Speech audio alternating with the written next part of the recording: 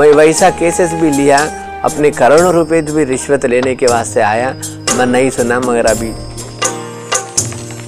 तुम भगवान हो, अहम ब्रह्मास्मि, याद रखो, ब्रह्मा तुम हो, रचनाकार तुम हो। खुदा, खुद वर्ड से खुदा बनाया ना, एक डंडा ही तो लगाए। कि बच्चा है, वो औरत कैसे, लड़की कैसे गाना गाएगी, उसके भाव क्या होंगे, उस किस तरह से नाचेगी। राजयोग तो मन की शक्ति अपने कब्जे में, अपने राज में, अपने ऊपर।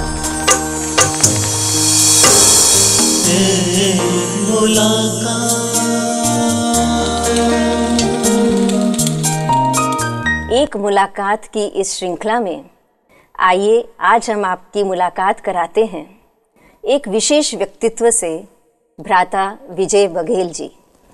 ओम शांति। ओम शांति। भ्राता विजय बघेल जी, पार्लियामेंट सेक्रेटरी छत्तीसगढ़, आपका इस गॉडलीवुड स्टूडियो में बहुत बहुत स्वागत है।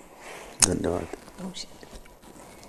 कहते हैं गगन की शान तारे होते हैं, चमन की शान बहारें होते हैं। आज आप हमारे इस गॉडलीवुड स्टूडियो में पधारे हैं।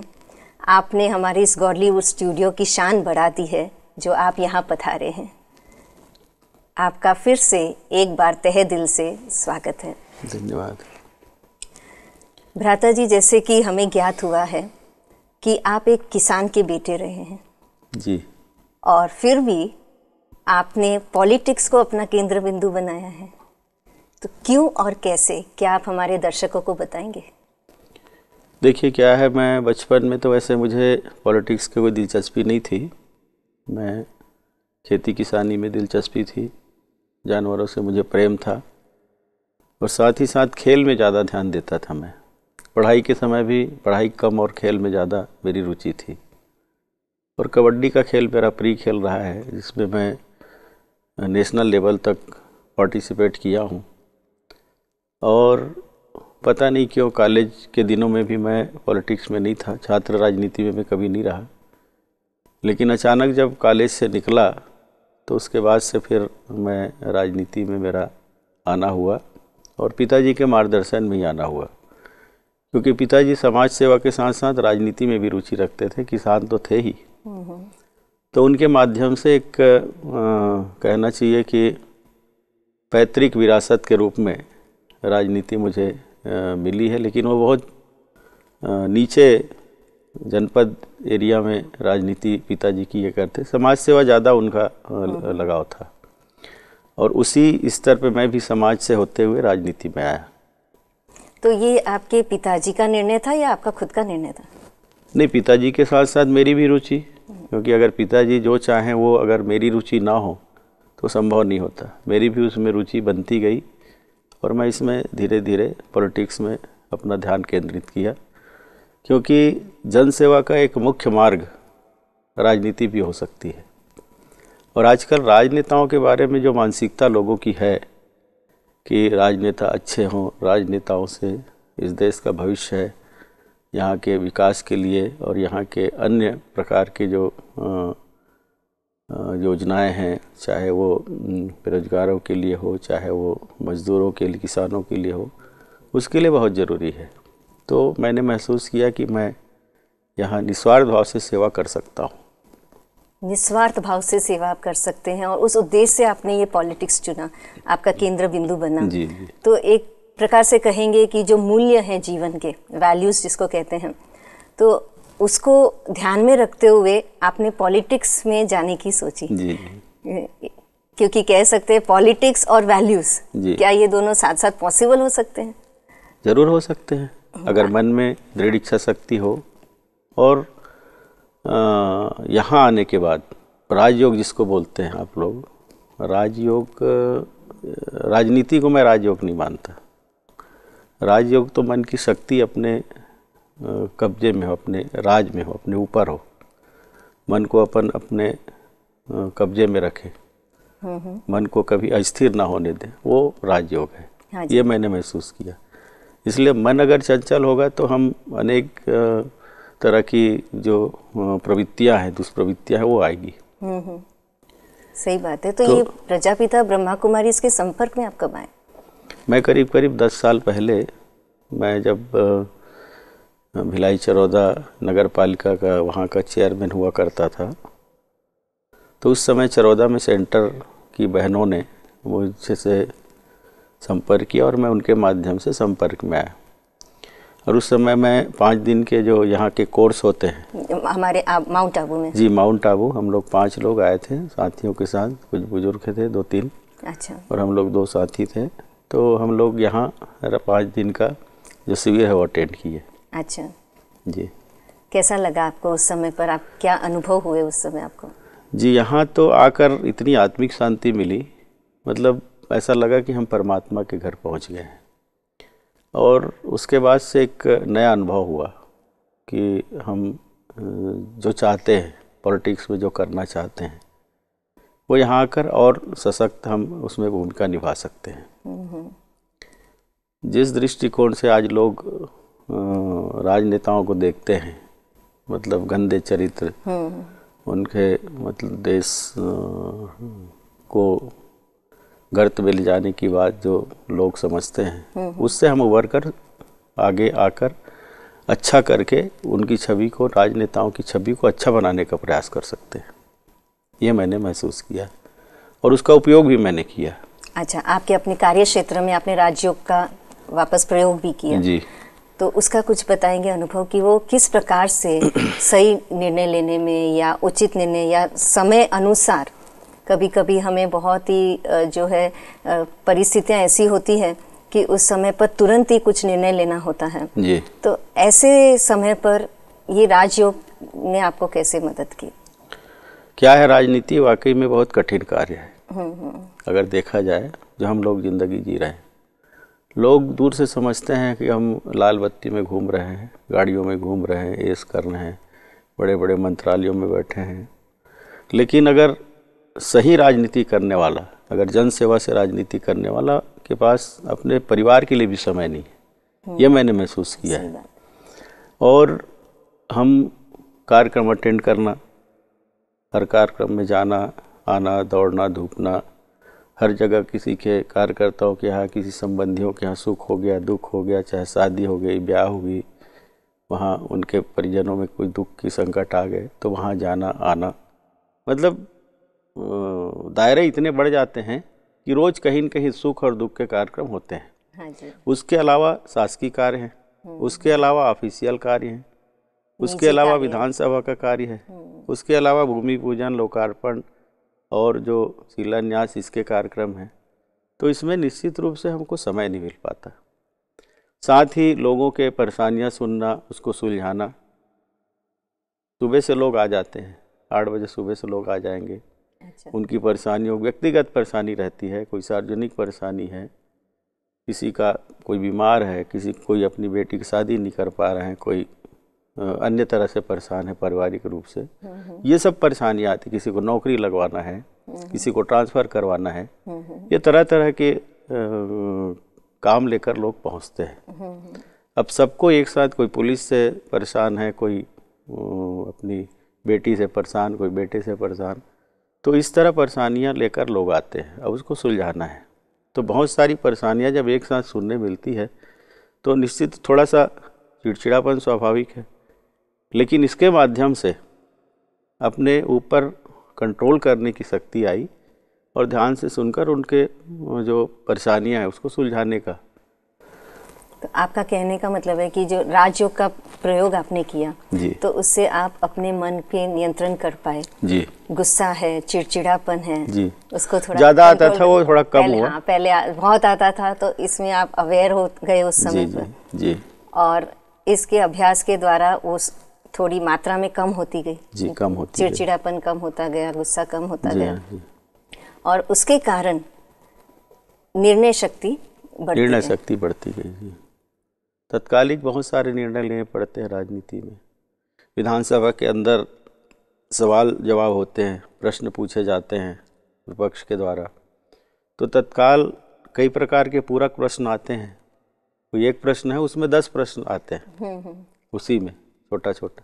हाँ तो उसको कैसे तत्काल जवाब देना है, ऐसे ही हम लोग इंटरव्यू में बैठते हैं। हाँ जी। टेलीविज़न है, हमारे मीडिया के लोग हैं, वो हमसे पूछा करते हैं, तत्काल कई प्रकार के कई एक साथ मीडिया वाले 10 लोग 10 प्रकार की बातें पूछते हैं, उसका तात्कालिक जवाब देना है, संभल के देना है, कोई गलत ना हो जाए।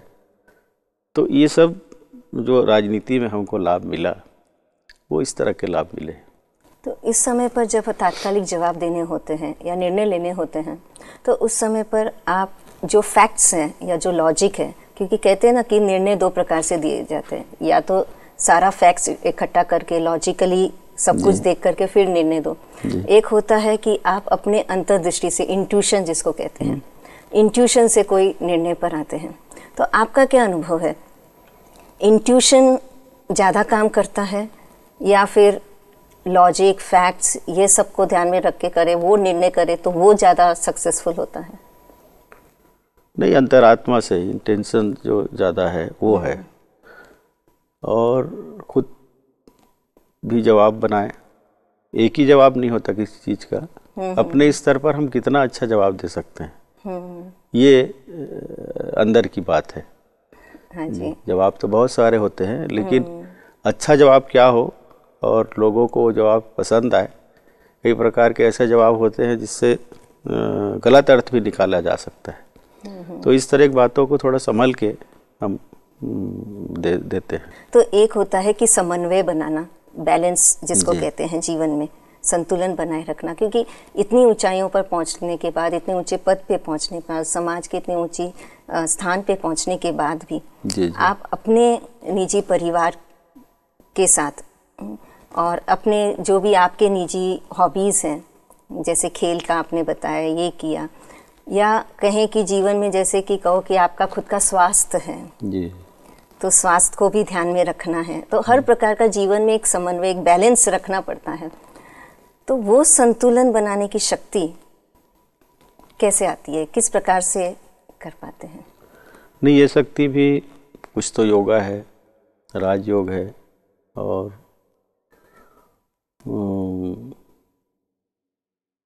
परिवार, समाज और राजनीति तीनों में समन्वय बनाना बड़ा कठिन काम होता है, क्योंकि तीनों अलग अलग बातें हैं।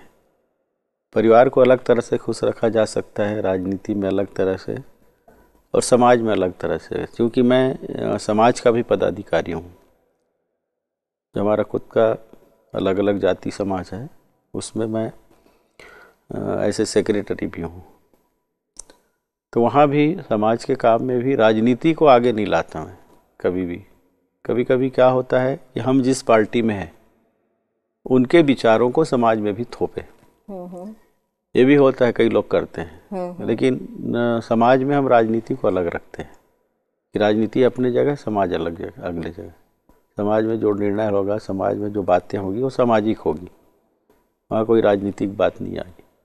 और कभी कभी बोला करते हैं ना कि परिवार में बैठे हैं, परिवार में कोई बात एक आध निकल गई, अरे तू राजनीतिक टाइप बात मत कर, इस टाइप की बातें होती है।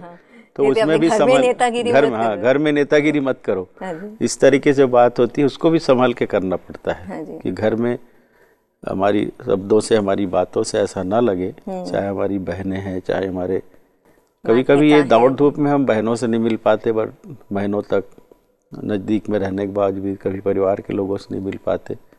तो उसमें कभी कभी एक प्रोग्राम बनाते हम कि बस आज यहाँ खाली रखें, आज यहाँ जाना है।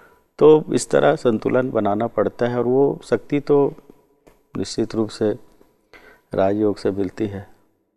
और जब तक मन को स्थिर नहीं रखेंगे और किसी काम करने, किसी चीज़ को करने की दृढ़ इच्छा शक्ति ना हो कि नहीं मेरे को अब एक दिन खाली रख के मेरे को यहाँ मिलना है।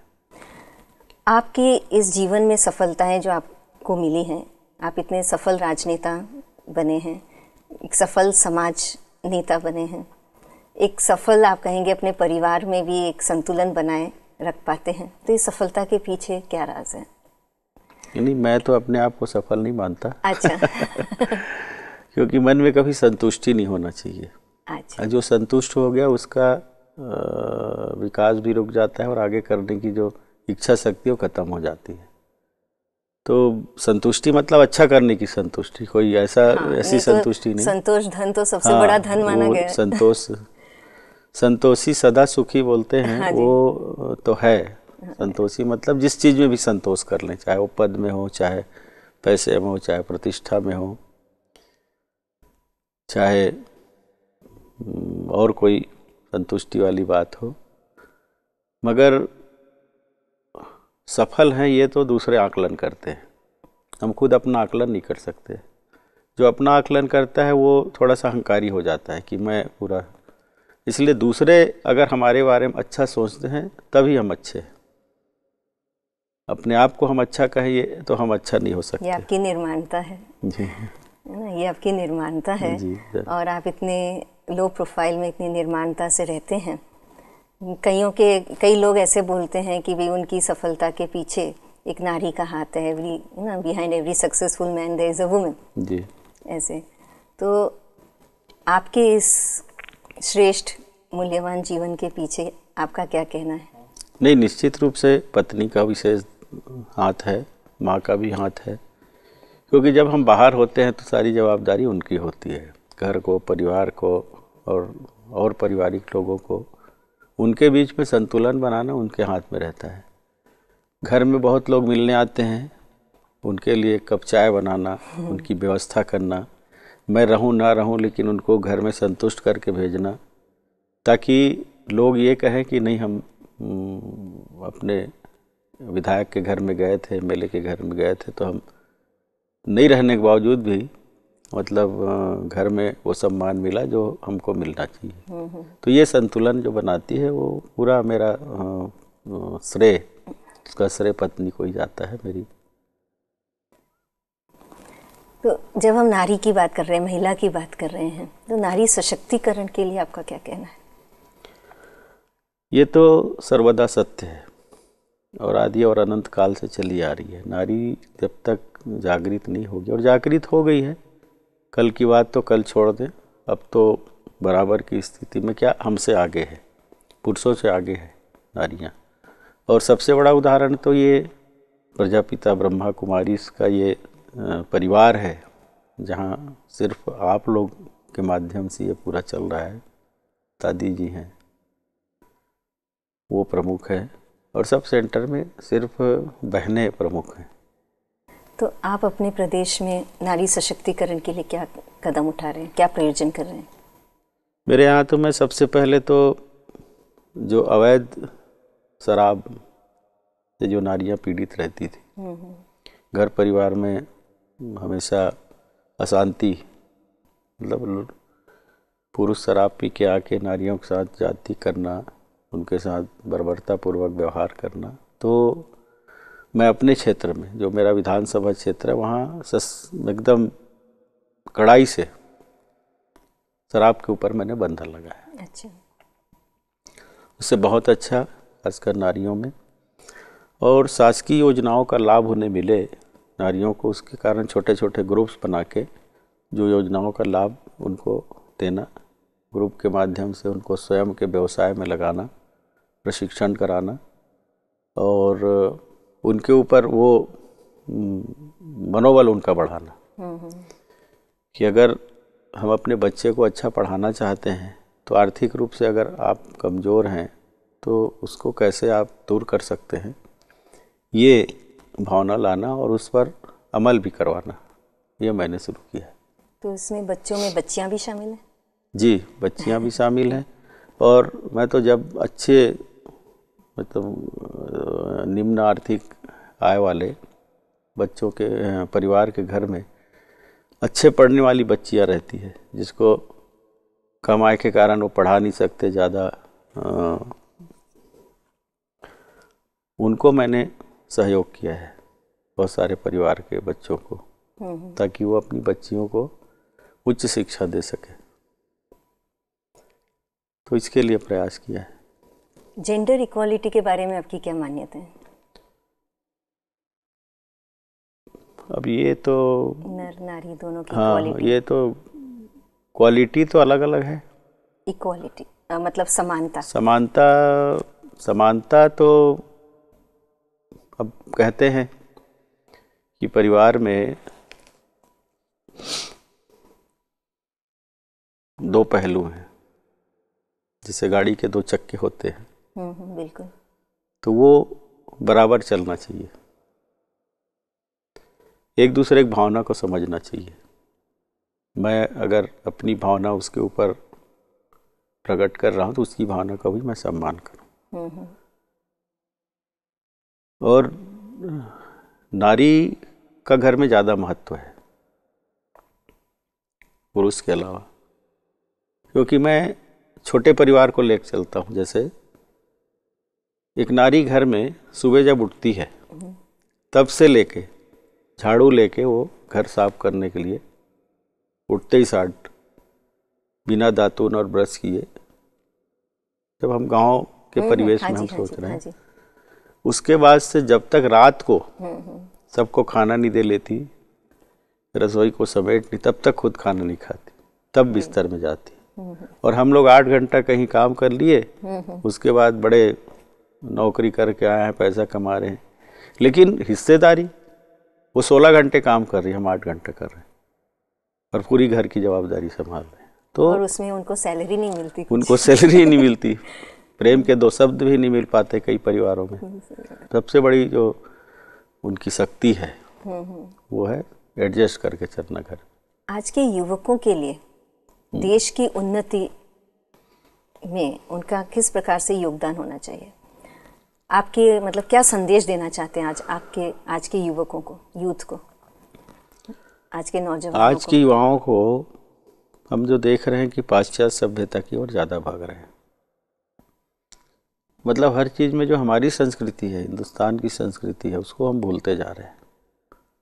तो सबसे पहले तो हम अपनी संस्कृति को जाने समझें, और ख़ासकर आज के युवा, बहुत कम परिवार हैं जहाँ पे ये युवाओं को देखा गया है कि अपनी संस्कृति, अपने आचरण स्वभाव हमारी हिंदू संस्कृति के अनुसार हो, और उसकी कमी होते जा रही है।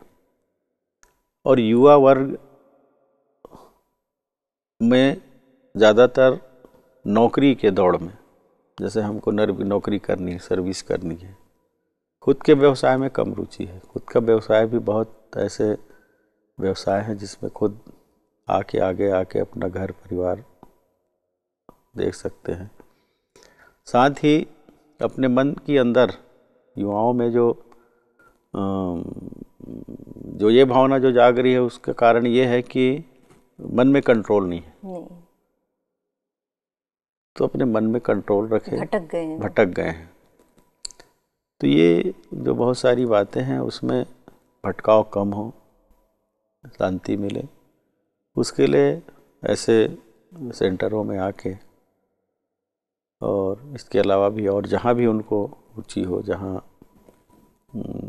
मन की एकाग्रता हो। हाँ जी। पढ़ाई तो बहुत कर रहे हैं, हाँ जी, बहुत इंटेलिजेंट है, लेकिन जो स्तरहीन जो स्वभाव है, हाँ जी, उसके कारण हम किसी भी पद में चले जाएं। आज बड़े बड़े मुख्यमंत्री और कैबिनेट मंत्री जेल में हैं, पद में रहते हुए भी हम ऐसे व्यवहार कर रहे हैं, ऐसे आचरण कर रहे हैं, जिसके कारण हमको, तो वही स्थिति आज है। भले ही आप 95% लाए, 100% लाए, लेकिन आपका जो अंदर जो दुर्गुण है, दुर्विचार है, वो आपको सम्मान नहीं दे सकते। ये कहते हैं as you think so you become, जैसे आप सोचते हैं वैसे ही बनते हैं। तो हमारे विचारों से ही हमारा व्यक्तित्व बनता है जी। तो आज के युवकों के लिए आपका यही संदेश है कि हमें अपने विचारों को सही दिशा में ले जाना चाहिए, सकारात्मक विचार हो जी, और साथ साथ हमारे मन की एकाग्रता बढ़े जी, जो राजयोग के अभ्यास के द्वारा बहुत अच्छी तरह से हो सकता है। राजयोग के अभ्यास से हमारी एकाग्रता शक्ति को बढ़ाएं और अपनी बुद्धि को यहाँ वहाँ भटकाने के बजाय अपने लक्ष्य की ओर केंद्रित करके आगे बढ़ते रहें। अच्छा भ्राता जी, अभी एक अंतिम प्रश्न आपसे पूछते हैं कि ये जो गॉडलीवुड स्टूडियो में जहाँ आप आए हैं वो आपको कैसा लगा, इसके बारे में आप क्या कहेंगे? गॉडलीवुड स्टूडियो में आके मुझे बड़ा अच्छा लगा, और मैं तो देखा, और आश्चर्यजनक बात ये रही कि मात्र 18 महीने में इतना बड़ा स्टूडियो आप लोगों ने बनाया, और इसमें निश्चित रूप से ईश्वरीय शक्ति है। बाबा, शिव बाबा कहीं न कहीं उनका जो अप्रत्यक्ष रूप से शक्ति है उसके कारण ये हो पाया है। और ये वर्ल्ड लेवल का स्टूडियो मैंने देखा है, बहुत सारे स्टूडियो मैंने देखे, उसमें वर्ल्ड लेवल का स्टूडियो। कई कहते हैं यहाँ जो आते हैं कि हॉलीवुड बॉलीवुड के टक्कर में ये स्टूडियो। जी जी जी, वही मैं बताया वर्ल्ड लेवल। मैं उसको दूसरे रूप में बोल रहा हूँ। आप कुछ प्रेरणादायी शब्द दीजिए हमारे स्टूडियो में जो हम सेवाएं यहाँ कर रहे हैं। ये जो स्टूडियो बना है खास करके मॉरल स्पिरिचुअल अपलिफ्टमेंट हो समाज का, और सभी चैनल्स में जो, क्योंकि आज टीवी एक ऐसा माध्यम बना है जो लोगों के जीवन को बदल देता है, तो टीवी के माध्यम के द्वारा, चैनल्स के माध्यम के द्वारा ऐसी आध्यात्मिक और मॉरल और एथिकल बातें लोगों तक पहुँचे और उनको प्रेरणा मिले कि उनके जीवन में आध्यात्मिकता का कितना महत्व है आज और होना चाहिए। तो इसके लिए आपके कुछ प्रेरणादायी शब्द। नहीं, मैं तो ईश्वर से कामना करता हूँ कि यहाँ से जो संदेश पहुँचे, और निश्चित रूप से आज के युग में टेलीविज़न हमारा एक अंग बन चुका है, जीवन का एक अंग है, और इससे अच्छा संदेश हम ग्रहण करना चाहते हैं। बहुत सारी चैनल में बहुत सारी चीज़ देखते हैं, लेकिन अच्छा ढूंढने का प्रयास हम निश्चित रूप से करते रहते हैं। कहीं अच्छा देखें, कहीं अच्छा सुने और उन विचारों को आत्मसात करें। तो ये जो सेंटर है उसके माध्यम से आप लोग विभिन्न चैनलों के माध्यम से विभिन्न भाषाओं में भी आप यहाँ से प्रसारण कर रहे हैं, वो संदेश लोगों तक जाए और वो अपने जीवन में आत्मसात करें और उसके माध्यम से उनका जीवन स्तर सुधरे, अच्छा हो। मैं ये ईश्वर से कामना करता हूँ। बहुत बहुत धन्यवाद भ्राता जी, आपने समय दिया, हमारे स्टूडियो में पधारे और इतने अच्छे प्रेरणादायी शब्द दिए, और लोग हमारे दर्शकों के लिए भी आपने बहुत अच्छे प्रेरणादायी वचन बोले, तो उसके लिए आपका बहुत बहुत आभारी हैं हम। ये तो मेरा सौभाग्य है कि मुझे आने का अवसर मिला और मुझे आपने समय दिया, ये मेरा सौभाग्य है। ये आपकी निर्माणता है, बहुत बहुत धन्यवाद। तो आज हमने आपकी मुलाकात करवाई ऐसे विशेष व्यक्तित्व जो पॉलिटिक्स के क्षेत्र में होते हुए भी अपनी आध्यात्मिक खुशबू फैलाते रहे हैं। जैसे कहा जाता है कि दीपकों के भांति जलता है कोई कोई, वृक्षों के भांति फलता है कोई कोई, फूल खिलते हैं गुलशन में बहुत, लेकिन खुशबू देता है कोई कोई। तो पॉलिटिक्स में रहते हुए आध्यात्मिक खुशबू बहुत कम ही लोग दे पाते हैं, जिसमें से थे आज जिनसे हमने मुलाकात की भ्राता विजय बघेल जी, पार्लियामेंट सेक्रेटरी छत्तीसगढ़। बहुत बहुत धन्यवाद। फिर मुलाकात करेंगे अगली कड़ी में, फिर किसी और विशेष व्यक्तित्व के साथ। हमारे साथ बने रहिएगा। ओम शांति।